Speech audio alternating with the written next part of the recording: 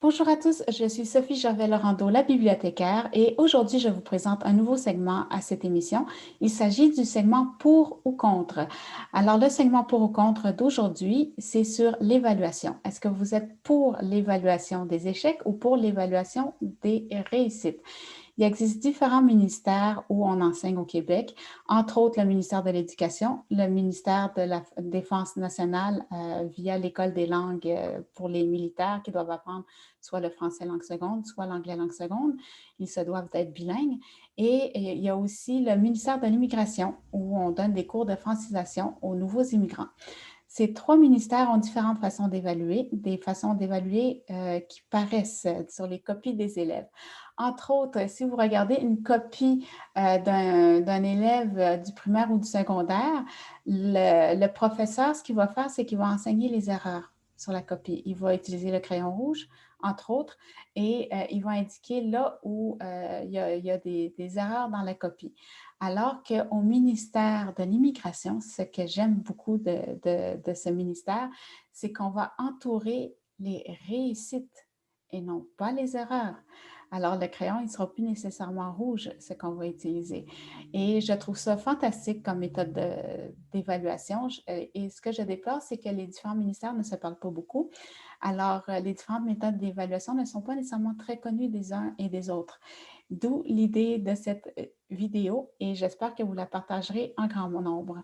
Et alors, mais ce qu'il y a de particulier, bon, on évalue aussi, comme ministère de l'Éducation, on évalue les échecs, on va entourer les erreurs des élèves, mais ce qu'il y a de particulier, c'est que les tests ne sont pas faits par les professeurs, ils sont faits par des testeurs, par des évaluateurs du gouvernement, de la fonction publique. Alors, ça fait que d'un point de vue moral, d'un point de vue éthique, le professeur est détaché des évaluations. Ça fait en sorte que l'élève peut développer vraiment un grand sentiment d'appartenance, un grand sentiment de, comment je pourrais dire, un lien d'attachement plus grand, plus facilement envers le professeur que si le professeur doit évaluer, doit l'évaluer. Ça implique par contre que le professeur doit être ouvert à la critique, comme quand si ce n'est pas lui qui évalue ses élèves, ben, les autres vont voir si ses élèves ont eu un bel enseignement étant donné leur réussite ou leurs échecs.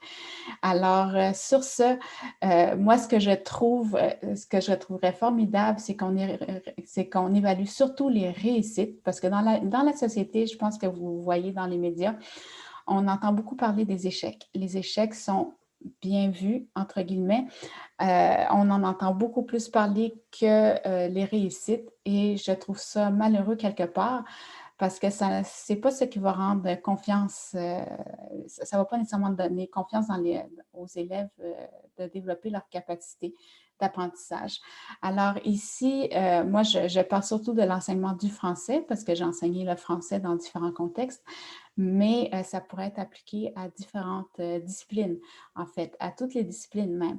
Alors, vous, est-ce que vous préféreriez que votre copie que vous allez recevoir, est-ce que vous aimeriez mieux que l'enseignant ait corrigé les erreurs, ait entouré de rouge toutes vos erreurs, ou est-ce que vous aimeriez mieux que l'enseignant ait entouré vos réussites?